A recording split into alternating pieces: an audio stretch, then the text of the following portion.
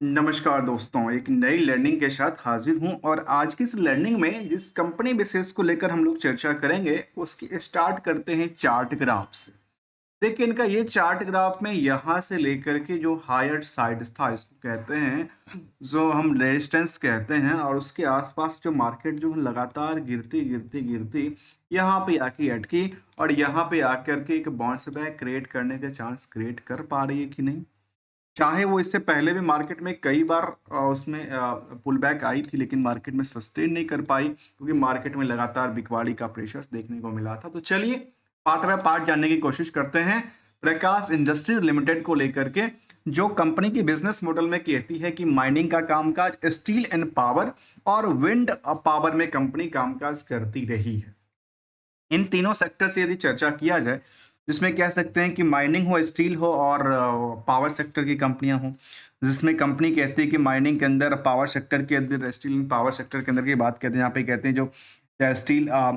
Making का काम हो, स्पॉन्ज आयरन हो, फेरो एरो है, स्टील्स वोम्स एंड द बिलेट की बात किया जाए, वायर रोड हो, टीएमटी जनरल स्ट्रक्चर हो, साथ में पावर भी जनरेट करती है। तो वहीं पे पावर जनरेशन के अंदर उन्हें विंड पावर की कामकाज करती देखी गई। जो उनकी वेबसाइट्स पे जो माइनिंग हो, स्पॉन्स आयरन हो, पावर हो, स्टील्स हो, या फिर wire rod and the HB wires और टीएमटी वायर भी कंपनी बनाती देखने को मिली। कंपनी का नाम है प्रकाश इंडस्ट्रीज लिमिटेड।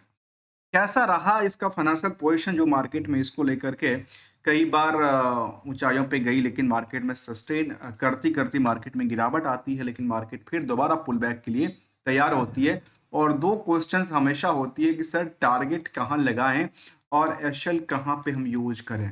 देखिए इन सब के लिए हम एक सिंगल से एक गोल्डन रूल के ऊपर चर्चा करेंगे, जो कि नॉर्मल सी जनरल रूल होता है, जो कि हम मार्केट में अप्लाई कर पाएं और कंपैरिजन विद द, यदि कोई बिजनेस मॉडल है उसके बेसिस पे, यदि कोई शॉप है उसके मदद पे, उसको पोर्टफोलियो से कंपेयर करके तो शायद मार्केट से हम सस्टेन कर पाएंगे। प्रकाश इंडस्ट्रीज के बारे में देखा जाए तो ये कंपनी कहती है कि बुक वैल्यू के मुताबिक जो है मार्केट अंडर वैल्यूड आती है, इंट्रेंसिक वैल्यू के अंदर अंडर वैल्यूड आती है। तो यहाँ इंडस्ट्रियल के पीई के मुताबिक देखिए स्टॉक बिल्कुल ही अंडर वेट, मतलब तीनों तरफ से कह सकते हैं कि कंपनी एक ऐसी कंपनी जो पावर और स्टील्स सेक्टर में डील करती है, जो बुक वैल्यू से अंडर वैल्यूड है, इंट्रेंसिक वैल्यू से अंडर वैल्यूड है और स्टॉक पी के मुताबिक अंडर वेट की बात शामिल करती है। ओवरऑल कंपनी 9% के आसपास की नेट इनकम मार्जिन सेविंग करती है, जिसमें कि revenue plus other source of income के बेसिस पे हमने प्रॉफिट को आपस में कंपेयर किया, इसको लेकर के एक परसेंटेज वाइज में कैलकुलेट किया, तो ये डेटाबेस 9% के आसपास आती है। जहां कंपनी डिविडेंड पेइंग कंपनी रही है, आरओसी का अगर नियरली 10% के आसपास रही, प्रमोटर का कंट्रोल 44% है। तो एक बड़ी डिमेरिट की बात यह है कि कंपनी 10% से ज्यादा की जो प्रमोटर्स हैं उन्होंने अपने शेयर को प्लेज करके रखा हुआ है। जबकि आइए उसको समझते हैं पीरियड ऑन पीरियड बेसिस को लेकर के कैसा इसका ग्राफ कहता है, फाइनेंशियल परफॉर्मेंस कहता है। देखिए दिसंबर तक का रिजल्ट आया और रिजल्ट के पॉइंट ऑफ व्यू से देखा जाए, देखिए चार्ट में क्या हुआ, तो यहाँ पे एक भारी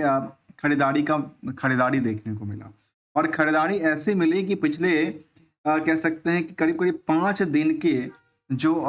लगातार बिकवाली चल रही थी, वहां पे आकर के खरीदारी देखने को मिला है। और इस तरह के केवल आज की बात नहीं है, कई बार होता है। चाहे हम इस सिचुएशन में देखें, सेम डायरेक्शन की बात यदि करें तो, इसके अलावा कुछ और डायरेक्शन की बात यहाँ पे छोटी सी आती है, थोड़ा सा परसेंटेज आप कम को लेकर के, या फिर यहाँ पे डायरेक्शन को देखा जाए, इसके अलावा यहाँ की डायरेक्शन को देखा जाए, तो इनको भी थोड़ा सा हम नोट करने की कोशिश करते हैं। ये कहता है कि वायु वाई के मुताबिक जो कंपनी था वो उसमें क्या हुई, एक लंबी ऊंचाइयों पे आकर खड़ी हुई, जहां पे कह सकते हैं कि 925 करोड़ जो है वो, यदि इनका ओवरऑल टोटल सेल्स रहा, तो इसके हिसाब से 885 करोड़ को आप देखेंगे तो ये कहता है जो करीब करीब 5% के आसपास ग्रोथ लेवल दर्ज करती पाई गई। वहीं पे जो क्यू और क्यू का डेटाबेस था 1077 करोड़ के हिसाब से, तो ये कह सकते हैं उसमें एक 14% की गिरावट रही। तो दोनों तरफ से आप कंपेयर करें तो एक तरफ से आपके सामने अप ट्रेंड जाहिर करती है, तो दूसरी तरफ से डाउन ट्रेंड जाहिर करती है। दोनों के यदि जहां पे ब्रेक इवन पॉइंट मिल जाए तो शायद वहां से आप उसको पकड़ने में आसानी होती है। जहां ऑपरेटिंग प्रॉफिट मार्जिन में गिरावट रही तो कुछ सिचुएशन में आकर के मार्केट में अप ट्रेंड की जाहिर करती है फ्रॉम द क्यू और क्यू के मुताबिक। जहां क्यू और क्यू में सेल्स में गिरावट थी, वहीं ऑपरेटिंग प्रॉफिट मार्जिन में 100 बेसिस पॉइंट की नई उड़ान थी। तो यहाँ पे नेट इनकम पोर्शन को देखा जाए तो कंपनी के जो इंटरेस्ट की बर्डन है वो थोड़ा सा ज्यादा सताती है कंपेरिजन टू द इसको लेकर के अदर सोर्स ऑफ इनकम को लेकर के। जबकि कंपनी का ईयरली बेसिस पे ग्रोथ कहता है कि यहाँ पे 7% रहा, जिसको हम पुअर सेल्स कहते हैं। तो प्रॉफिट को लेकर भी करीब 11% रहा, तो पुअर भी नहीं, ऑन एवरेज कह सकते हैं, तो ठीक है। वहीं स्टॉक प्राइस में 24% की गिरावट रही, तो रिटर्न ऑन इक्विटी इनको सपोर्ट, मतलब जो चारों डायरेक्शंस हैं वो अलग अलग दिशा में चलती हुई देखी गई। जबकि यदि निवेशकों के अदर बाकी कंपनियों के इंटरेस्ट के मुताबिक यहाँ पे देखते हैं, यहाँ पे रत्नमणि मीटर्स हों, शारदा एनर्जी हों, एमएनडीसीज हों, या फिर उषा मार्टिन जैसी कंपनी शामिल हो, तो उनके मुताबिक यहाँ पे देखते हैं तो ये कहता है कि कुछ कंपनियों के मुताबिक यहाँ पे सबसे कम भीड़ का आंकड़ा कहती है, चाहे वो बुक वैल्यू के मुताबिक देखें, चाहे वो मार्केट में पी रेशियो के मुताबिक। यदि नेट इनकम के मार्जिन से देखा जाए तो ये कह सकते हैं कंपनी में 9% के आसपास सेविंग करते हैं, तो बाकी कुछ कंपनी 11%, तो कोई कंपनी 36% नुकसान, तो कोई 5 एवरेज, और देखा है तो यहाँ पे ऑन एवरेज 4% से ज़्यादा ही रहती है। जबकि कंपनी में FII की होल्डिंग तो है, लेकिन DI की होल्डिंग नहीं दर्ज करती है। ये भी थोड़ा सा सेंटिमेंट इनको कई बार खराब तो कई बार अच्छाई की तरफ ले जाता है। यदि कंपनी के लेटेस्टली अपडेट की तरफ चले तो उन्होंने एक प्रेस रिलीज के माध्यम से अपडेट किया कि इनका जो है वो commencement of the coal dispatch from the Bhaskara coal mine से इनका एक प्रेस रिलीज जारी किया था, जहाँ पे साथ न्यू कोल जो इनका स्टार्ट हुआ है उसको लेकर जिक्र करती है कि प्रकाश जो इंडस्ट्री है वो कहते हैं coal dispatch from the Vaskara coal mine से, जो कि इन्होंने extraction from the Vaskara's mine, जहाँ पे प्लांट्स एंड द चंपा की बात करती है, स्टार्टिंग स्टडीज इनका हुआ है, supply for the coal from the mine shall result in the substantial cost reduction and the efficiency in the plant cup. इससे क्या होगा, कंपनी को कुछ बेनिफिट होगा, प्लांट्स में सप्लाई चालू हुआ इस प्लांट से तो उनको बेनिफिट मिल सकता है। इसके अलावा कुछ और पार्ट को देखा जाए तो इनका कुछ और पार्ट तो यहाँ पे दर्ज जिक्र नहीं करती देखी गई, लेकिन इन्होंने जिक्र यही किया था फाइनेंशियल रिजल्ट के लोकल जो लेकर के अपडेट दिया था, उसमें ये कहा था कि हमारा सेल्स में जो है वो